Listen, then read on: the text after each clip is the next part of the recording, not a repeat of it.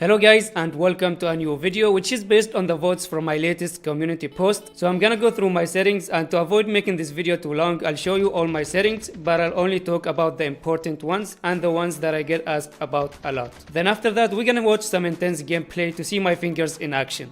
Let's get started.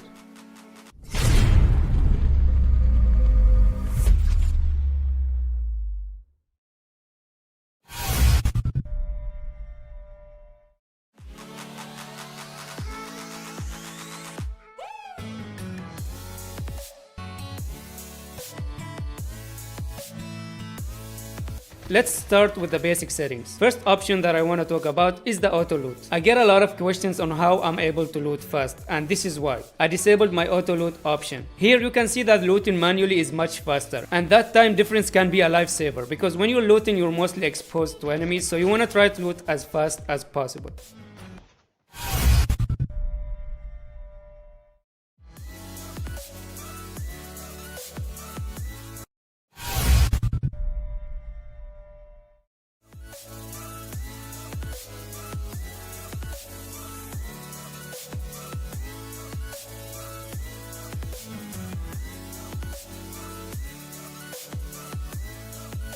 Moving on to the most important setting, which is the sensitivity. But before you do anything, I don't recommend copying others' sensitivity. I'm showing it to you guys because you asked for it. Always try to make your own sensitivity. Regarding the rotation mode, I get asked why mine is set to speed acceleration and why is it at 300. Speed acceleration depends on how fast you swipe on the screen. Faster swipe means higher rotation. As for the distance, it depends on the length of your swipe, and fixed will always stay the same no matter what. Then the acceleration value decides how fast the rotation is, so it's like an extra option to help you optimize your rotation better. And again, this is something you guys need to test and decide for yourself. I tried all of them and honestly it didn't make much difference, but in the end I went with the speed acceleration at 300 value. Another important setting here is the third person sensitivity. I mean, most sensitivity settings are important, but this one is more important. It's basically the hipfire sensitivity, so if you use hipfire a lot like me, then you need to spend some time finding the perfect third person sensitivity. Make sure you're able to track your enemy movement easily. If you think your hipfire aim movement is slow, then increase the sensitivity, and if it's too fast, then decrease it.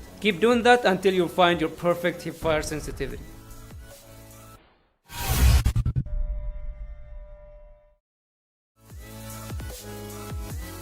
And finally, we have the HUD layout, which is another thing you guys need to build on your own. You can copy layouts from other players, but try to switch buttons to fit your playstyle. Because you know we play on different devices with different number of fingers. So guys, honestly, if you're serious about improving your skills, then you need to spend some time testing and practicing. You can't be good just overnight, and don't expect instant results. For me, it took around 6 months to become decent in mobile shooting games. But anyway, a question I get a lot regarding my HUD is why my shooting buttons are on top of each other. That's because I set my shooting mode to hipfire, so it doesn't matter which one I press. My gun will always shoot in hipfire mode. And whenever I want to ADS, I just use the scope button manually. Another important thing you need to change is the opacity of your buttons. Once you find the perfect HUD layout and once your brain is used to it, and that's when you start pressing the buttons without looking at them. Then reduce the opacity to 0 and make them transparent. This will grant you a better vision over your surroundings, and it will allow you to spot enemies much easier. I think that was everything regarding my settings. Now we'll move to the Handcam gameplay, which had a crazy start at farm. I know I mentioned this already, but farm now is on fire. Also, you will notice that I made all my buttons visible. That's only for the sake of this video to show you guys what I'm pressing, and you have no idea how annoying and distracting that was for me, but I made it through. Another thing worth mentioning is how I play. This might sound dumb, but the way you play affects your skill. Find the best position for yourself. Some players like to play laying down, others on a chair.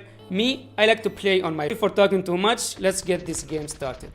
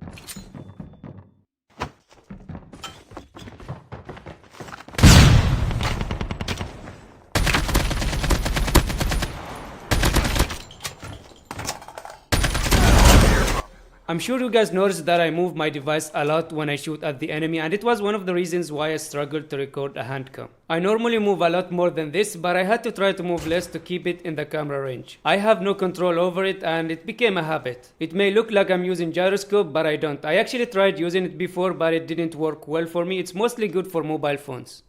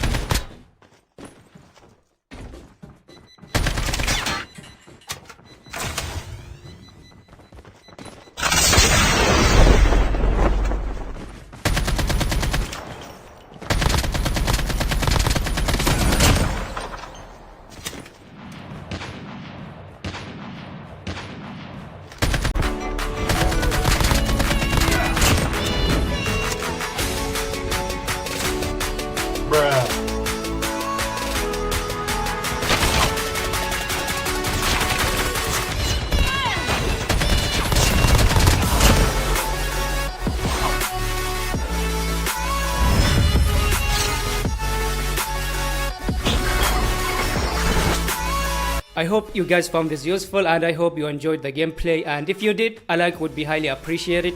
Thank you for watching and I'll see you in the next one. Peace.